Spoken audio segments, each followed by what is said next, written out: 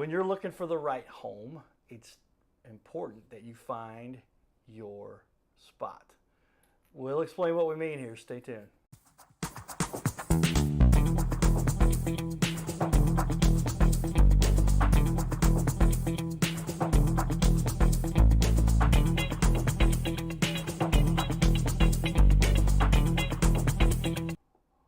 Welcome everyone to Your Little Castle Show. I get to meet the most interesting business owners and experts that you'll find in the country. A lot of them happen to be right here in beautiful St. Louis, Missouri, or Missouri, depending on what part of the region you live in. And an expert who understands housing and the residences and where people live throughout the state is in studio with us. Welcome, Joe Bryan, owner-founder of Your Spot, find-yourspot.com. You've come up with a specialty here, and you've got a few things. Some AI stuff you're doing now, but you help people, in particular, everybody carves their niche, you help people that have pets. Correct. And so within real estate, it's kind of odd. Everybody's always looking for their niche, and they're trying to build their community. I've been involved in animal rescue. I'm going to date myself a little bit, but for 35 years. And so I went with the rescue community, and I started looking at what my clients needed that most agents couldn't provide. Things like, and we were just talking about this, things like, what do I do with my dogs during showings on my house? Things like, how do I get cat pee smell out of my house, which is a big one. Yes.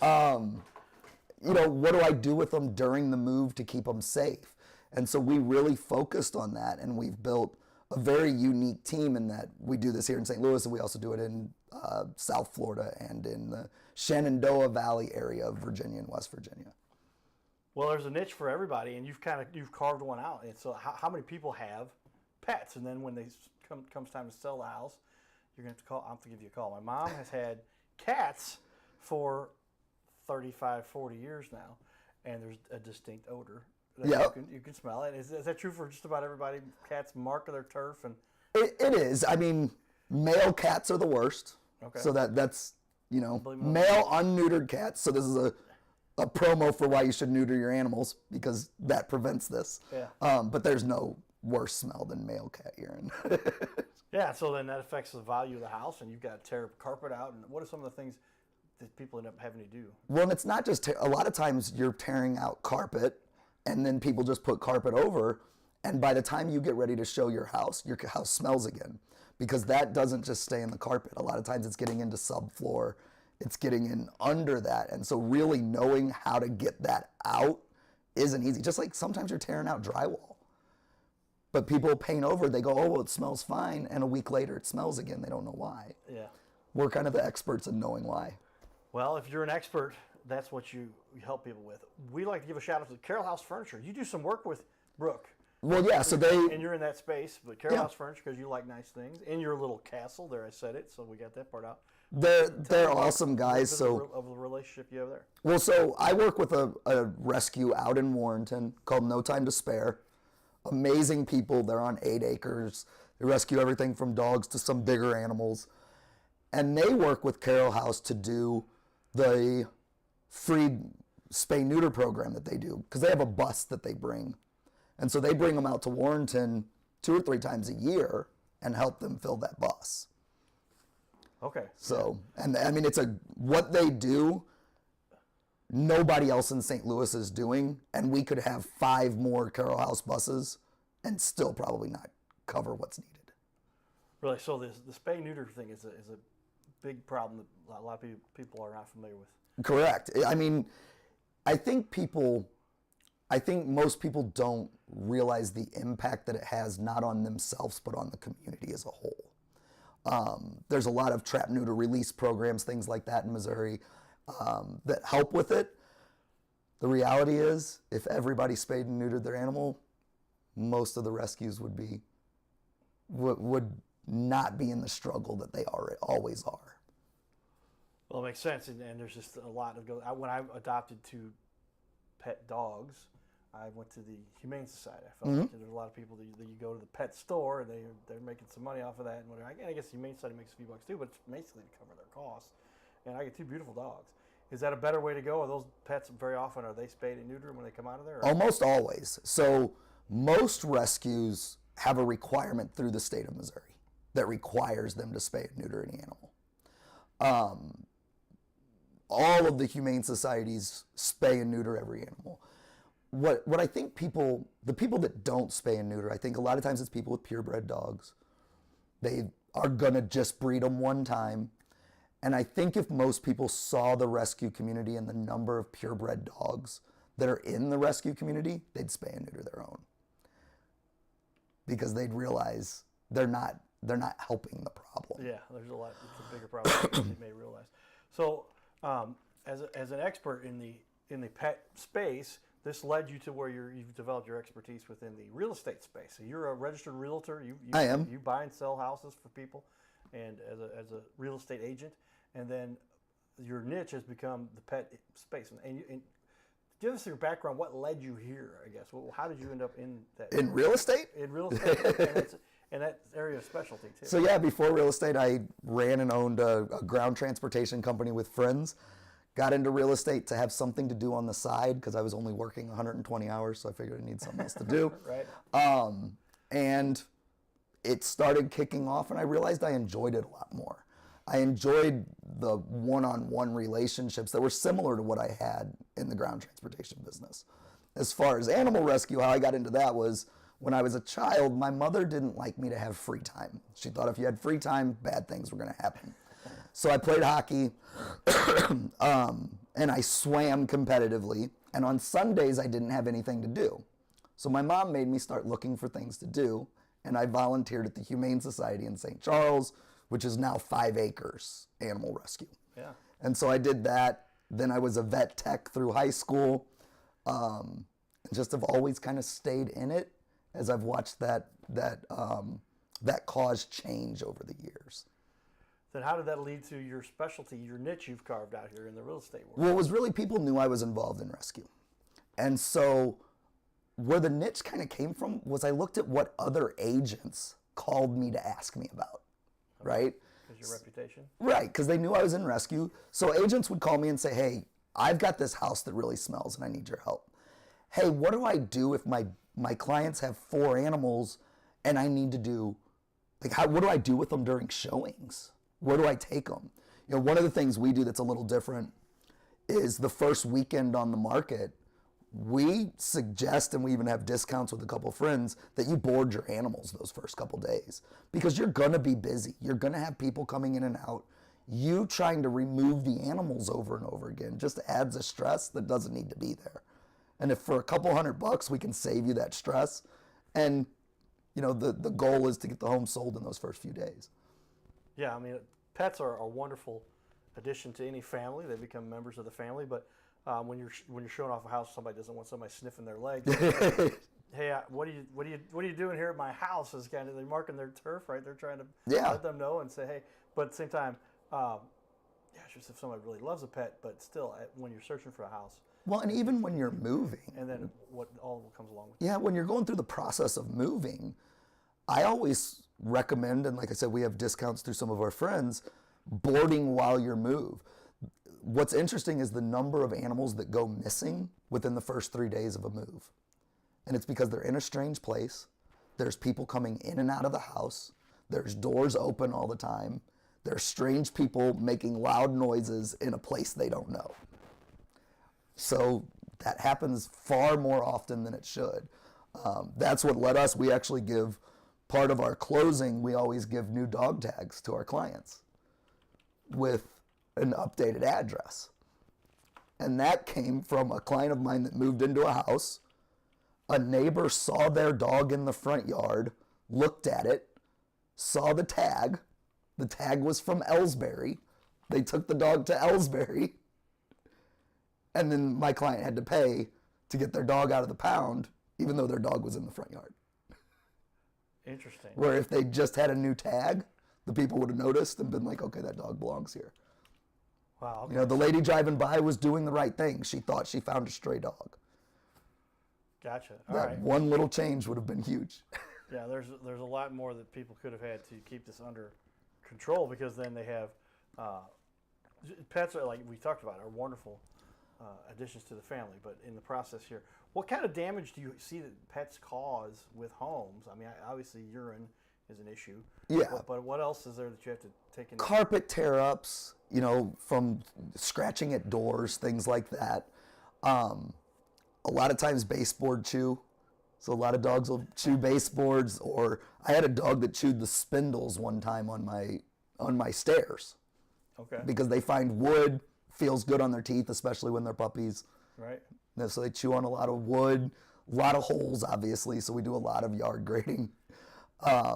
Yeah, so those are probably the biggest. Okay. Yeah, I can vouch for that. My puppies love them, but they would chew on. I had the handrail on the Lazy Boy. Oh yeah. And they just, it's like it's got a new pattern now of dog chew.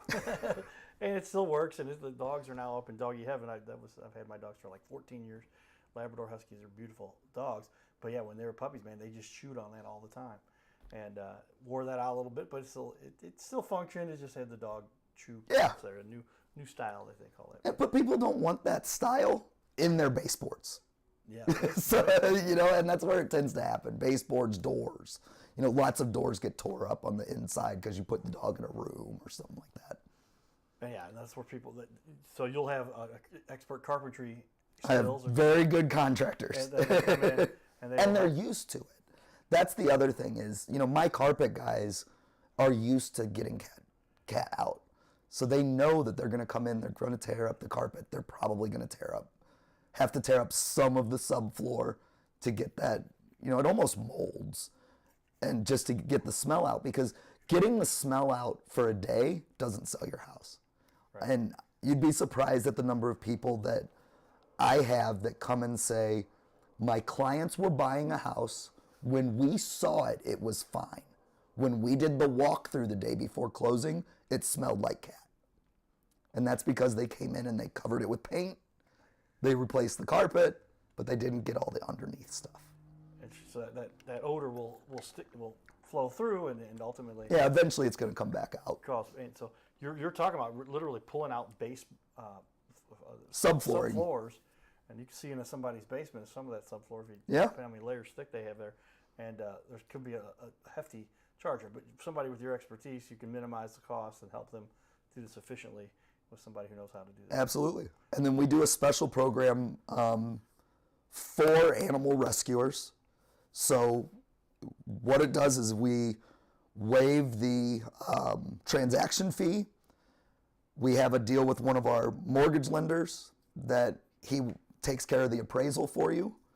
And then there's also a discount in commission. And we offer that to anybody involved in the animal rescue community. So that could be you volunteer, you're a worker for animal rescue, you adopt from animal rescue. We offer it to everybody who supports that community. Gotcha.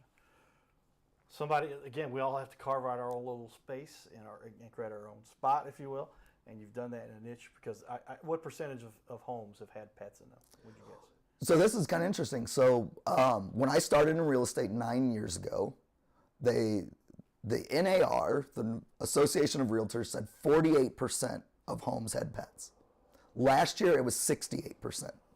So in 9 years, it's gone up by 50%. Yeah, a lot of that was COVID, things like that, people bringing animals in, but it's also just I think people have finally started recognizing the companionship that comes with animals. People who didn't have animals before. Could it be more that people are now then working from home too, and they Yeah. get a little lonely and say, hey, and I know when my dad went to heaven, one of the first things that my mom had given, and the two cats that we had went to heaven prior to that. So, but sister had a cat that wandered up on the deck at her house. She said, I think I got a new companion for you. And my mom, man, she said, oh, don't leave the door open. The last thing you could do is let that cat out, because she loves her cat so much. Yeah. Blue. And there's just something about that relationship that helps you through hard times in your life. And I think COVID brought those hard times to the surface for a lot of people. And so having that companion that was there when you didn't have anybody else, you weren't allowed to talk to anybody, right? So I think that was a big change. Very good information, and we'll talk about this on the second half here of our first show here. You specialize in a little bit of AI, if you will, Yeah. and to help people with maintaining their house and understanding all the appliances and everything that goes into a home. And you've systematized that. And you've got the only ones in St. Louis doing that. Yeah, we're the only ones that have this program. So it's called YourSpot.ai. And the way YourSpot.ai works is it gives you a homeowner hub. The homeowner hub holds everything that you want it to for your house. So it will show you your mortgage. It will show you how much is left on your mortgage. It will show you what extra payments towards the mortgage due to your payoff and how much it saves you. You can enter the serial numbers for all of your appliances. It will remind you of maintenance. It will also remind you of general maintenance for your house, like, hey, it's fall, you need to clean out your gutters, that kind of thing. One of my favorite pieces, because clients are always calling me saying, what upgrades could I do to my house that are going to add value? It's got a whole tool in it where you can say, okay, if I add a pool, how much value does it add? So it'll say, okay, pools is going to cost you 28 grand to put in. It's going to get you 18 back out. Okay, so great. So if I'm just going to live in my house, that might be worth it. But if I'm going to sell my house, I'm not going to pay $28,000 to get 18 back. Right. And so kitchen, bath. Kitchen and bath are usually the two that get you your money back. Easiest. Finished basement gets you your money back most of the time. But a lot of them don't. And so if you're just going to live in the house, that's different. But if you're getting ready to sell, I don't want you putting money in that you're not at least going to get dollar for dollar back out. This is why you bring in experts, everyone. So with that, we're going to take a quick break here, show you some of the stuff we're doing out in the community. We work with some pets, too. We need to get a pet. Maybe we'll talk to our friends and talk about that. We've got some more airtime from ABC now, so we're available. So we might do some more of that community stuff. Stay tuned for what we're doing here at our little space of the world. All right, everybody, we get to hang out with a lot of cool fans. Logan and I have become buddies here over the last, it seems like a really, really long time. Yeah, we're getting there. Yeah, it's coming up on it. But the restaurant world, you get to meet all kinds of fun people. What do you What do you enjoy most about Cardinals and the Cardinal games? You know, they're always exciting. They're always beautiful with the backdrop of the next city and everything. They're always fun. They're always electric. So it's always a good time at the Cardinals games.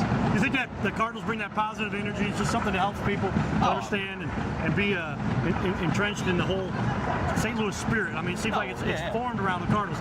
When you and I were talking a little bit the other day, you sent me a text like, where should we sit? What do we get to? We're all connected that way. You know, you get your friends that are Cardinals related. You know, you got a friend, somebody you can talk to and talk about the fun stuff. Absolutely. No, it didn't even matter. I mean, I was sitting kind of entrenched in the Cubs over there, and I know there's a little bit of rivalry, but it was all fun spirit. Everyone had a good time. It was 100 whatever degrees today, it felt like, but everyone was sweating together, having a good time, watching some good baseball. Well, there's nothing better than watching a Cardinals-Cubs game right here at Busch Stadium. Can I ask who you were cheering for? I'm obviously the Cardinals. They didn't pull it out, but it's all right. They'll get them next time. Smart man here, everybody. Hey, stay tuned. Cardinal Cowboy, get up. His name is Carter Rethwich, but in St. Louis, he's known as the Cardinal Cowboy. He's a well-known fixture in the stands at sporting events in the Gateway City. He's one of its greatest cheerleaders, a super fan like no other. When he makes his rounds at almost every home game, he shares his love for sports with the rest of fandom with a smile, a cheer, some positive encouragement, and lots of selfies and pics. But the Cardinal Cowboy was born of a tragic incident. Rethwich was an aspiring athlete in high school and college. He dreamed of playing in the big leagues, but those dreams ended when he and 3 of his college friends were hit with a devastating crash by a 5-time drunk driver. One of his best friends died. Carter suffered a critical head injury. The trauma put him in a coma for 6 days. The doctors said he was never expected to function again. Those expectations never came true. He fought back and finished college. He was determined to prove the doctors wrong. Among other inspirations, it was his love of baseball that kept him going. And from his near-death experience, the Cardinal Cowboy emerged. His goal in life became to inspire others with positivity despite the odds, to help people believe in themselves and achieve their dreams. So after my coma, I realized that it was up to me if I was going to accomplish my goals, if I was going to reach my dreams.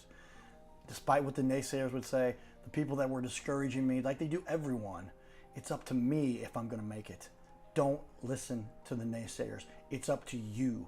You decide whether you're going to succeed, whether you're going to reach your goals. Dream, and then always, always chase your dreams. Never give up. Giddy up.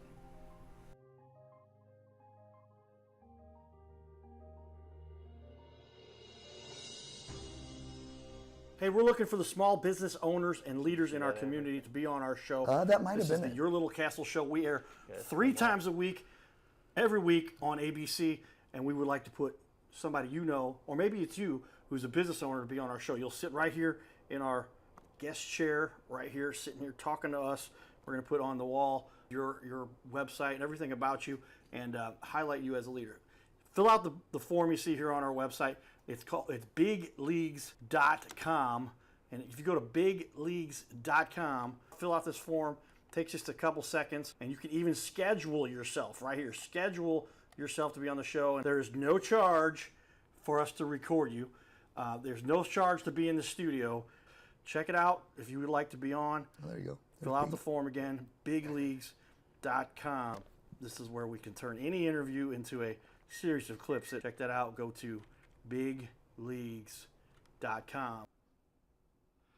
Well, that's where we like to emphasize to people what you can do in the community. And a lot of times helping somebody in the community is helping them to get the best value for what they're doing. So my next question here, I write down my questions. Mom is a drama and speech teacher. She said, you must write down everything. So I didn't even ask her. I started doing this. But let's do a little cost analysis. What is it here that you are really offering to people? And I can imagine you're helping people like potentially keep a sale. You're helping people and how to deal with these specific problems that involve pets, because they do leave their mark, if you will, and they and mark their turf. I make that joke with. We won't get into the specifics, but when I get a little kiss on the cheek, I say, marking your turf, right?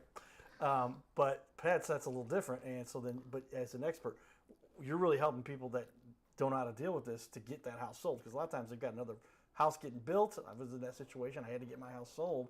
Tell me how you help people through that process. Yeah, so I mean, it's about setting you up for success from the beginning. So coming in and knowing what's going to need to be done is a huge help, because there's a lot of cheap ways to get smells out of a house. I can put an ozone machine in your house. I'll get most of the smells out for 24 hours. Okay. So then now you're back to square one. One of the things I see a lot is people do cover-ups. They get their house under contract. The day before closing, buyer goes to do walkthrough. All those smells are back. Right. Now the buyer's not closing. Now you've just added a month. You've delayed or possibly messed up your future purchase. It could create all sorts of problems there. Yeah, this is why you want to. We all have, like we talked about, have an expert who can narrow down what you're looking for specifically and bring that. How does the AI side of what you do impact this then? And that's a different realm, but related stuff. From a cost savings, it prevents you from doing upgrades to your house that aren't going to pay you back. There's some upgrades you're going to do that when you do them, you're doing them for yourself to enjoy. Right. There's some you're doing because you're trying to get the most for your house. I don't want you putting $28,000 into a pool and getting $18,000 back. That's not good money. Right. But I do want you to spend $20,000 redoing your kitchen, because I know it's going to get you $25,000 back. Right. And that's one of the things your Spot AI shows you is each repair, what you do and what the potential return is. So it can prevent you from really wasting money. And so this is an analysis tool that will dig in and say, here's the value increases, and then put an actual number to that. Correct. And then you weigh out your numbers and say, hey, that's worth doing, or that might be something that wasn't worth doing. Like you give the example, sometimes a pool benefits, sometimes it doesn't. But basement remodeling very often does. Finishing a basement almost always pays itself back. And what you can do then through your Spot.ai, you can manage that job. So you can enter the job in there. You can find contractors. We even have, for most areas, we have our preferred contractors. We don't allow contractors to pay to be a part of our referral program. Okay. So it's only people that we've personally worked with and that we trust. So you can pull it all from right there, send them the job. The other thing is, as long as you're entering it into your hub, your maintenance, everything like that, when you go to sell your house, you always fill out a seller's disclosure that says everything you know. It's going to hold all that information. I don't know when the last time I changed my air filter does, but my wife, or I don't know when the last time I changed it, but my wife knows. She has it in the hub. When I go to fill out the disclosure, it shows me every time. It shows me when did I put that furnace in? When did I, how old's the dishwasher? All that stuff's held in one spot. That's a great value for anybody who's buying a house, so they can tell here's the things and how quickly we might have to upgrade something or replace it, and they can even negotiate based on what they have there on both sides of that to say Exactly. "Yeah, this is new stuff. You should pay us more. This is some stuff that will last a lot longer. Pay us more, and we can justify it. It's all documented and proven." Tell me then, why should somebody choose you, Joe? You've got some expertise here. Yeah, so I think when it comes to choosing a real estate agent or team, there are different niches. And it's about finding the person that fits with your niche and fits your personality. You're never going to see me in a suit. Doesn't matter how many times you call me to your house. I'm not showing up in a suit. Just not me. But people have, there's certain people who are really good with condos. There's people that are really good with, that work specifically with law enforcement, because there's a whole other privacy issue that comes in with law enforcement. With us, I may not know the privacy concerns for a firefighter. I can tell you what condo associations allow big dogs. I know how to find them through the HOA rules. I know how to look at HOA rules and understand the difference especially when you get out in the country and you have, things on 3-5 acres. You'll see things like you can't have swine. Okay. Swine does not mean I can't have a pet pig. Okay. What it means is I can't commercially produce pork. Right. Okay. A lot of times you'll see no poultry. Not really telling you can't have backyard chickens. They're telling you can't slaughter chickens in your backyard. Okay. So it's really just understanding the nuances of all that. Well, again, back to that expertise you bring here. As we finish up, we've got just a minute left. What's the biggest mistake that somebody makes that you deal with all the time? I guess especially with regard to pets. I think the two biggest I would say is, like we talked about, doing cover-ups to repairs. Just because it ends up being more costly in the long run. You do a cover-up, it doesn't work, now you're back and you're doing it all again. 10 seconds left? Yeah, and the last thing I would make sure of is, where was I going to go? Sorry. Yeah, the second one. We'll save it for the second show, everybody. We're going to have Joe here for another half an hour interview. Stay tuned, everybody. This is the Your Little Castle Show. Giddy up.